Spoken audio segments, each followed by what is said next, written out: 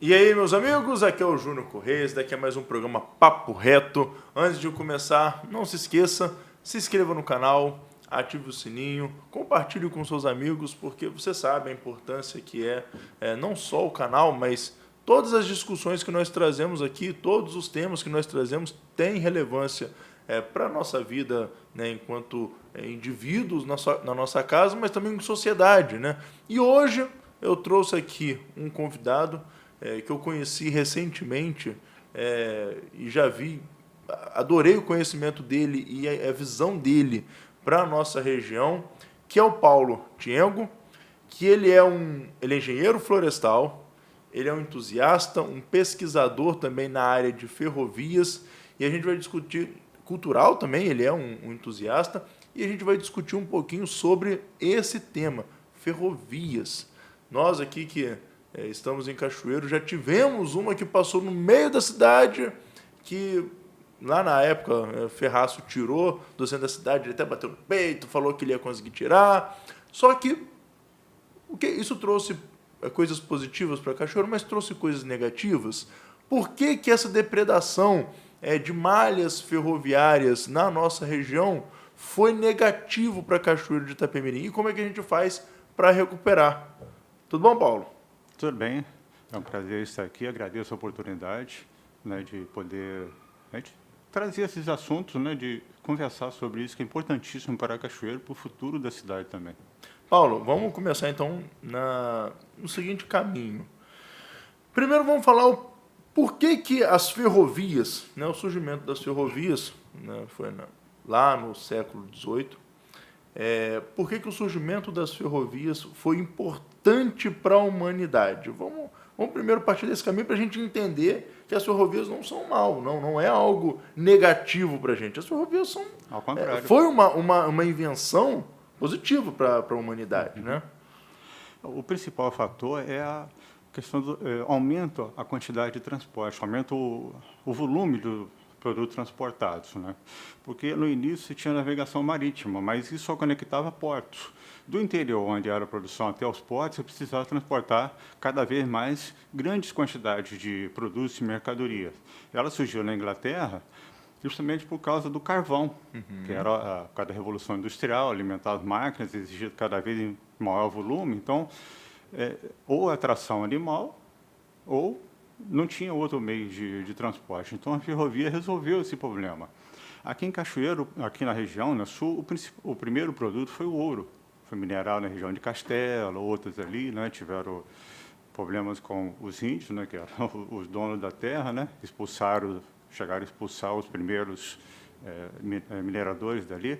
Mas o ouro é fácil de transportar. Coloca na sacola, no cavalo, leva. Depois veio o café, que é o ouro verde. Né? E Cachoeiro surgiu nesse lugar justamente por causa do transporte, que é o ponto onde o rio deixa de ser navegável. Então, aqui começou um entreposto. Né? Fizeram um barracão, alguma coisa, começaram a armazenar os produtos que subiam de barco e os outros que vinham tropa de animais. Mas, com o aumento da produção, foi necessário aumentar esse volume de transporte. Daí que surgiu a Estrada de Ferro Caravelas, a Cachoeiro Alegre, né, ou Caravelas por causa da companhia.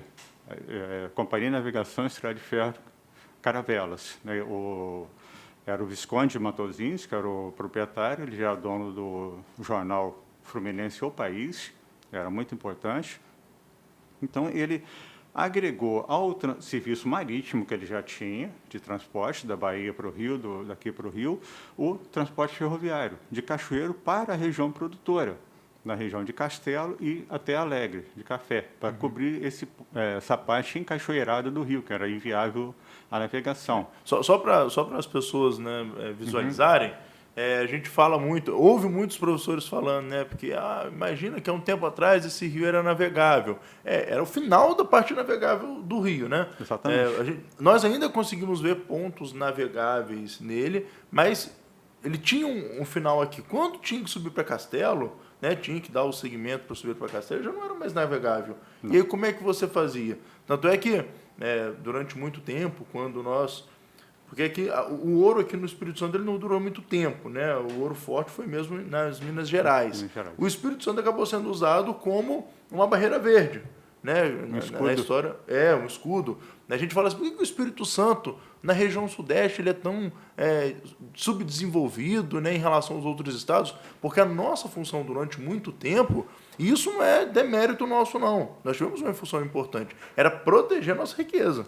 O Espírito Santo foi utilizado como barreira verde, por isso que a gente pega as regiões menos populosas, é justamente a região de divisa com Minas Gerais, né? Nessa região ali era obrigatório que se mantivesse intacto as florestas para que fosse difícil aos ladrões de roubarem o ouro e conseguirem sair, né? Aí a gente contava com os bandeirantes, contava, né, com os desbravadores para poder pegar esses ladrões que estavam roubando para não deixar vazar. Então, só para vocês entenderem, o término da área navegável era aqui em Cachoeiro. Depois você tinha que ir de alguma forma. Aí surgiu as ferrovias, né?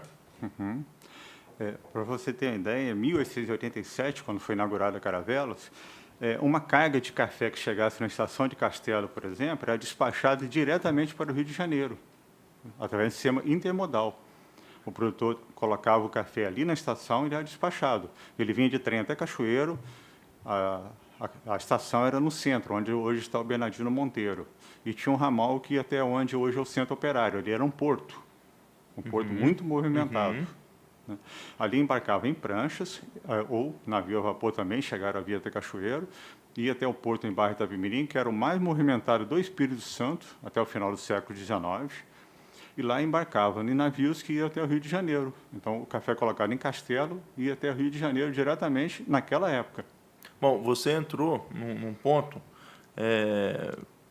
já entrou, quando a gente falou de importância das ferrovias, ele entrou num ponto importante falando da importância já para a nossa região. É uma coisa que nós, cachoeirenses do século XXI, nós não sabemos o quão importante foi Cachoeiro para o estado do Espírito Santo e para o país também, né? Mas principalmente para o estado do Espírito Santo, por conta justamente das ferrovias.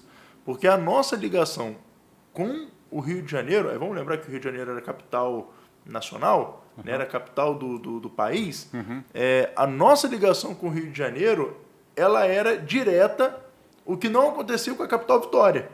Então, exatamente, durante um bom tempo, Cachoeiro era o contato da capital com o Espírito Santo. Era Cachoeiro de Itapemirim. Isso fez com que Cachoeiro, durante um bom tempo, né, fosse considerado um dos municípios mais importantes do Espírito Santo fora da capital. Né, Cachoeiro, inclusive, já foi cogitado por um tempo ser capital, mas por questão política não foi. Mas Cachoeiro de Itapemirim, tanto é que nós fomos, né, a primeira cidade do estado do Espírito Santo a ter energia elétrica, né? Algumas pessoas dizem que foi a terceira, outros dizem que foi a nona, mas nós somos uma das 10 primeiras a ter energia elétrica no Brasil. Né? Isso não é para qualquer município, foi Cachoeiro de Itapemirim. E olha a importância, né, de uma ferrovia e mais. E aí eu falo de ferrovia, mas eu falo principalmente de uma visão política de desenvolvimento. Né? Porque exatamente, a ferrovia é um braço dessa vontade política de se desenvolver, né, a sua região. Importante destacar qual a consequência disso. Por exemplo, eu falei que o produtor colocava o café dele lá em Castelo e ia direto para o Rio de Janeiro. O retorno, voltavam divisas. Então, esse produto era vendido e voltava dinheiro. Então, isso trazia desenvolvimento, trazia recursos para a região. Né? E Cachoeiro foi considerado Atenas Capixaba, né? Na época, muito desenvolvimento, teve jornais, tivemos aqui várias pessoas que se destacaram nacionalmente nas letras, nas artes, de modo geral. Né? Isso era possível porque tinha quem financiasse. A família, esse dinheiro do desenvolvimento, do café, de outras coisas, permitiu que essas famílias propiciassem educação de qualidade para essas pessoas, para elas se desenvolverem. Newton e Rubem Braga, por exemplo, filhos do primeiro prefeito de Cachoeiro, Francisco Carvalho Braga, eles tinham revistas que vinham direto do Rio de Janeiro, jornais. Os irmãos dele tinham um jornal, o Correio do Sul, foi fundado por dois irmãos dele, onde eles começaram a publicar as crônicas deles. Mas só tem jornal na cidade se tiver quem pague os anúncios, quem compra os jornais. Então, esse desenvolvimento econômico que propiciou tudo isso a Cachoeiro. Inclusive, a impressora. que eles compraram em 1928, quando eles fundaram o Correio do Sul, pertenceu antes ao jornal Cachoeirano, de 1877. Sim, Essa impressora está comigo. Olha Era do só. tamanho do Fiat Uno. Eu retirei da gráfica, na O rua tamanho do Joaquim Fiat? Tamanho do Fiat Uno. Caramba. Eu e o meu ex-cunhado retiramos na mão, desmontamos, retiramos na mão, um sacrifício danado, apenas 12 horas antes de ir para o Ferro Velho. Está comigo há 24 anos, né? Um pedaço da nossa história. Um pedaço considerável. Ela não é original do Cachoeirano, mas ela é de 1895, essa impressora. E onde Rubem e Newton começaram. Em 1928, Rubem estava com 15 anos, se eu não me engano, começou a escrever. Rubem Braga que se tornou famoso mundialmente, né, com as crônicas, né? E tem uns textos dele de 1930 falando sobre a degradação da nossa floresta, que é fantástico. Fantástico. Para uma pessoa de 17, 18 anos escreveu na época. Então, isso é graças à formação que ele teve, o acesso que ele teve à informação, à educação, que foi consequência desse envolvimento que teve em Cachoeiro. Além disso, aqui em Cachoeiro foi o município, que era maior, né, abrangia Geraldo Monteiro, Alegre e tal, representava 1/3 da arrecadação do Estado. Aqui nós tivemos o presidente do Estado na época, né? 1/3 da arrecadação do Estado. 1/3 da arrecadação do Estado. Vitória não era nada. Até os anos 40 do século passado, Vitória tinha metade da população de Cachoeiro. Nós tínhamos aqui, o Geraldo Monteiro, que foi o presidente do Estado, fundou uma fábrica de papel, que é o edifício do Liceu Muniz Freire hoje, que não chegou a operar, a fábrica de tecidos, a usina hidrelétrica Rio Fruteiros. Então, ele fez toda uma estrutura para industrializar o Vale do Itapemirim, porque aqui já tinha recursos, já tinha um desenvolvimento. Para levar isso para Vitória, eles criaram justamente a ferrovia, a Estrada de Ferro Sul do Espírito Santo, ligando Vitória a Cachoeiro. Então, todo esse café passou despachado pelo Porto de Vitória, e lá eram feitas, né, retidas, né, as tarifas aduaneiras. Então, o desenvolvimento de Vitória começou a partir disso. E proibiu também a criação de ferrovia para o litoral.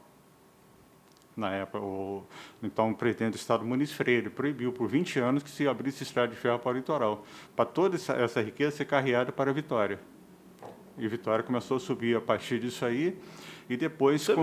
Você vê, a forma que eles tiveram de desenvolver Vitória era justamente impedir que os outros se desenvolvessem, né? Porque seria muito mais rápido se descoasse para cá, né? Aqui para a região de Marataízes, Itapemirim. A consequência lógica seria a implantação da estrada de ferro, que só foi feita muito depois, né? Chegou em 1928, se não me engano, em Itapemirim, Cachoeiro, mas na época Barra de Itapemirim já tinha perdido a importância econômica. Porto de Vitória já estava muito mais envolvido por causa disso, por causa dessa rasteira que nos deram. Por causa dessa imposição, né? Nós tivemos... é o que a gente fala, né? Que o Estado ele muito ajuda quando ele não atrapalha, né? Aqui havia uma intenção de ajudar a capital Vitória. E aí como é que eles ajudaram? Atrapalhando outros municípios. Mas só para a gente avançar um pouquinho mais no assunto, vamos falar um pouquinho sobre esse histórico de... Como é que eu posso dizer? Não posso dizer uma depredação ou uma mudança na visão de desenvolvimento que fez com que, hoje em dia, é comum você chegar para uma pessoa e falar o seguinte, fulano, você pode levar... você pode viajar para tal lugar para poder fazer tal coisa? Não, beleza, você vai de quê? De ônibus ou de avião? Ninguém mais pensa no trem, né? A nossa cabeça... O trem é algo obsoleto, é algo que está no passado, que não se usa mais e que deveria acabar. Onde há uma estrada de ferro, as pessoas acham que é só uma trilha para você fazer uma caminhada. Não é. Né? Aquele trem ali não só teve um papel fundamental lá no passado, mas ele ainda é um meio de transporte barato. Em muitas regiões, o trem é um meio de transporte talvez mais barato do que... Por exemplo, agora, nós estamos vivendo um momento de diesel, de gasolina muito caro. Né? Como é que a gente sustenta um escoamento de produção só por via rodoviária, só via caminhões, com o diesel do jeito que está? Se a gente tivesse uma malha ferroviária maior, a gente teria um meio de transporte mais barato, não é? Exatamente. A mesma coisa, avião, né? Com essa pandemia, as companhias aéreas, elas praticamente ficaram durante um ano sofrendo com essa crise. E ficou caro também viajar de avião, né? Ou fazer transporte de produtos de avião. Por que não a malha ferroviária? Só que aí a gente pega e fala, não, nós tivemos aí pelo menos uns 20 anos, ou até mais, um pouquinho, né? Mais, né? Eu estou falando 20 anos, principalmente Cachoeiro, que foi o período mais ou menos que foi sendo retirado.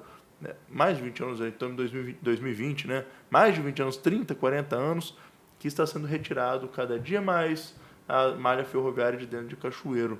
E agora parece que eles estão querendo inventar a roda, porque eles estão com uma ideia nova, né, de passar um trecho ferroviário por aqui no litoral, mas isso já existia. Então, por que depredou para agora fazer de novo? E a gente tem que ampliar cada vez mais, né? Exatamente. O declínio de Cachoeiro já é a segunda pior arrecadação per capita do estado. Já foi a primeira, agora é a penúltima. Justamente está ligado à erradicação da ferrovia. Nós tivemos aqui uma ferrovia que ia até Minas Gerais, até Espera Feliz, lá e até Manhuaçu, teria como ligar, era um projeto da Leopoldina, ligar com a linha de Caratinga. Então, nós poderíamos ter aqui um corredor de exportações, aqui no sul do estado, com um grande porto, que já tinha uma estrada de ferro Itapemirim, que poderia ter desenvolvido a região aqui há 50 anos. Podemos ter o desenvolvimento que teve Vitória, com um grande projeto, poderia ter sido criado aqui. Não foi porque erradicaram. A ferrovia foi erradicada em 1970, 4 anos depois passou o mineroduto da Samarco. Pouca gente sabe que passa aqui 3 minerodutos, um ao lado do outro. Vai até no Porto de Ubu, aqui ao lado. Então, muita gente fala, mas a ferrovia da Vale é desenvolvida, é bonita, é nova, tal, mas ela não sempre foi assim. Ela é de 1904. Ela chegou a ter 100 descarrilhamentos por mês. Ela foi sendo modernizada, retificada, depois duplicada. Poderia ter sido feito aqui também isso. Não poderíamos ter uma região aqui muito mais desenvolvida. Mesmo assim, nós temos uma ferrovia que liga Rio de Janeiro a Vitória. Passa em Cachoeiro, não passa dentro da cidade, passa ao lado, mas temos. A fábrica de cimento tem o ramal, temos empresas de mármores que têm ramal próprio, transportava calcário, um vagão... Mas que já não funciona mais. Não, tem 5 anos que está parada. Tem 5 anos que está passada. Eu lembro que até um tempo, quando era mais novo, né, passava trem ali na região do aeroporto, passava lá por Atílio Vivaco. Eu lembro que uma vez indo para Atílio Vivaco, eu tive que parar porque o trem estava passando. Hoje em dia, virou até mato aquilo lá já, né, porque já não passa mais. Não, está tudo abandonado, estão roubando trilho, tá triste de ver. Mas, na época, há pouco tempo, subiam 3 locomotivas com 18 vagões, cada vagão com 60 toneladas de calcário. Todo esse movimento está passando pela rodovia agora. E esse projeto da ferrovia litorânea não é novo. Eu tenho um projeto de 1965, outro de 74, da litorânea. Ele é interessante, surgiu no plano de desenvolvimento de integrado de logística, se não me engano, da época da Dilma, foi feita a EF-118. Seria uma ferrovia distribuidora para colaborar com a EF-354, que viria lá de Rondônia, para interligar os portos aqui, de Vitória, de Ubu, Porto Central, que será feito aqui em Kennedy, o Porto de Açu, no litoral de Campos. Só que, para Cachoeiro, isso aí não vai resolver nada, isso não vai adiantar em nada, porque o desenvolvimento vai estar lá no litoral. Lá vai ser, até o Rodrigo Marcondes cunhou o termo região litorânea metropolitana sul, litorânea sul. O desenvolvimento vai estar lá. Cachoeiro vai ser uma mera cidade dormitório, como é Cariacica hoje. Cariacica está ao lado da Serra, de grandes potências, né? De cidades importantes, industrializadas, mas é uma cidade dormitório. É a pior arrecadação per capita. Cachoeiro vai ser a mesma coisa. Todo o nosso... Nós vamos competir com eles, nós somos os penúltimos, eles são os últimos. Daqui a pouco a gente vai competir, vai revezar, né? Nós vamos só perder. O metal mecânico que está aqui vai todo para lá. Que vai onde estão as indústrias. E a gente está falando de Cachoeiro, mas não vai ser só Cachoeiro. Se a gente pega Vargem Alta, Atílio Viváqua, né, que estão fora do litoral e próximo dessa região central, igual o Castelo, eles também vão sofrer. Então, se a gente pega, né, e aí eu penso, né, que talvez a gente poderia, ao invés de chegar perto do litoral, avançar um pouquinho mais aqui na região central, porque a gente força o desenvolvimento a vir para o centro sem matar também o litoral, né? Sim, a construção da nova não é problema, só a construção da nova. Até é bom que é um desenvolvimento, mas a antiga precisa ser mantida. Só que é um projeto de ser erradicada. Ela sendo mantida e ligada em cobiça... É porque o projeto atual para acabar com a antiga. A antiga será erradicada e vendida para o ferro velho. Entendi. É isso que é aí que está o problema. Esse é o problema. Se ela for mantida, interligada à nova, em Ururaí, depois de Campos, em Cobiça e em Viana, a empresa pode ser trazida para cá, porque vai ter uma logística à disposição dela. A Fábio Cimento vai continuar exportando cimento através da ferrovia, interligada à outra. No sistema que eles querem fazer, se ela quiser exportar cimento por ferrovia, terá que levar de caminhão até lá em Presidente Kennedy para lá embarcar de trem, sendo que ela já tem ferrovia dentro da fábrica. O vagão encosta dentro da fábrica mesmo. Hoje tem lá, só que está abandonado. Então, o que a gente defende é a manutenção para atrair para cá, manter as empresas que aqui estão, que elas vão sair, porque a logística nossa é péssima aqui, e atrair novas empresas. Inclusive, não podemos ter distrito industrial na região de Morro Grande, de São Joaquim, ali, Morro Grande e São Joaquim. Conectado à ferrovia, está ao lado. É só atravessar a pista, para o outro lado, temos um distrito industrial que traz desenvolvimento para implantar novas empresas. Essas empresas que vão estar no Porto Central são da área, basicamente, do petróleo. Mas petróleo não é só para combustível. Petróleo hoje se faz tudo, praticamente. Plástico, muitas coisas. Adubos, né? Faz muita coisa de petróleo. Isso é uma indústria importantíssima. Vai estar aqui ao lado. Mas no modelo que querem fazer não vai beneficiar em nada a gente. Pelo contrário, só vai prejudicar. Bom, vocês estão vendo que o papo tá bom, né? Antes de continuar, antes de finalizar esse papo que está muito bom, muito enriquecedor, não se esqueça de se inscrever no canal, ativar o sininho, compartilhar com seus amigos. Continua com o vídeo. Inclusive, até para a parte cultural, para a parte de... até mesmo...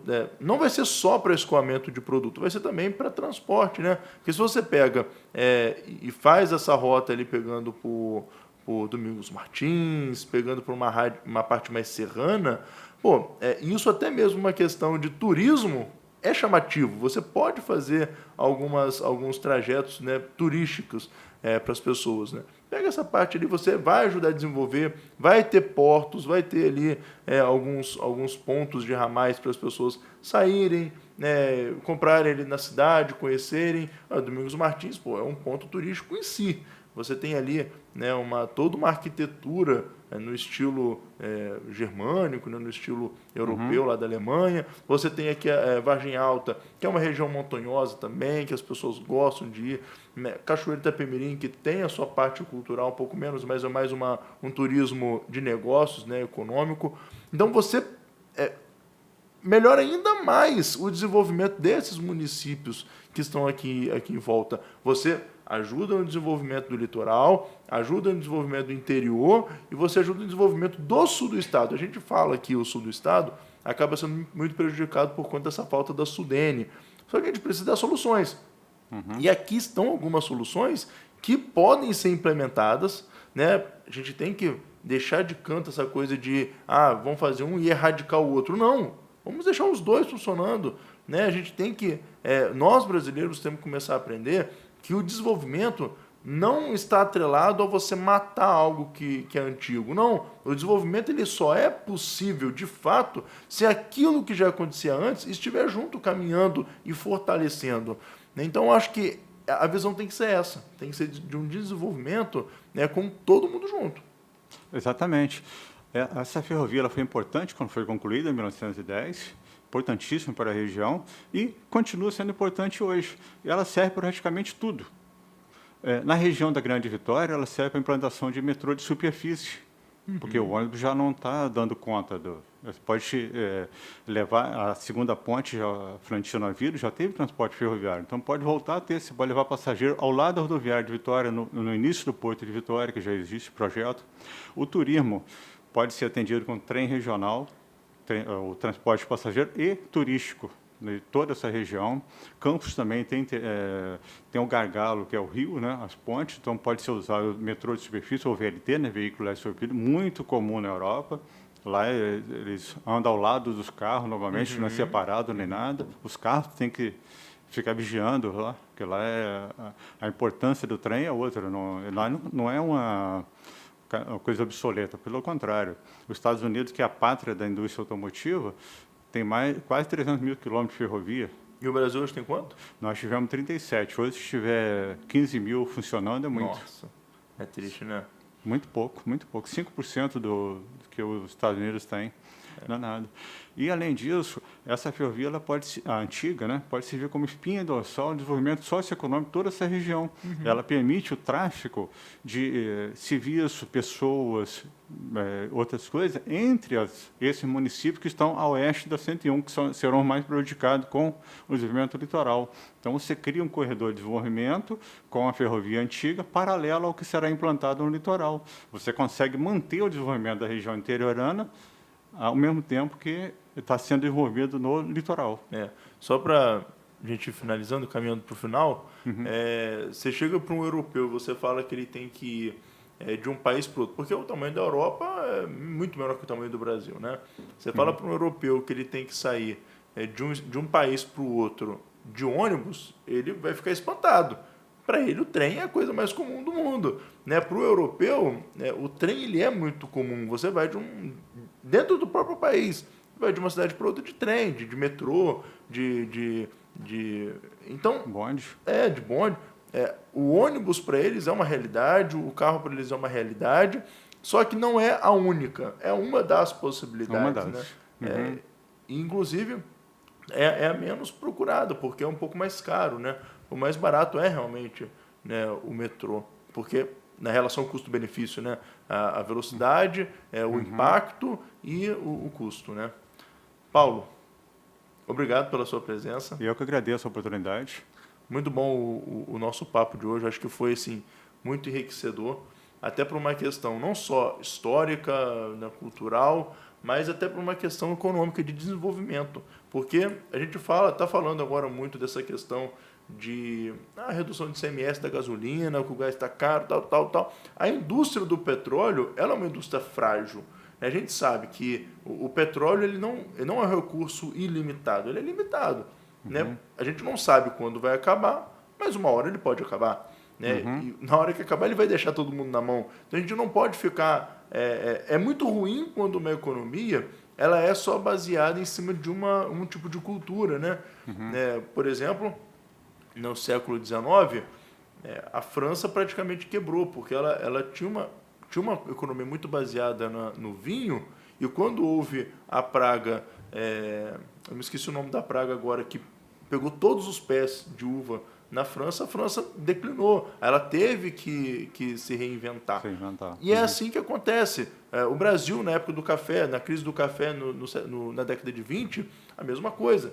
Quando a gente tem apenas um método, um modelo para você seguir, na primeira crise você sofre.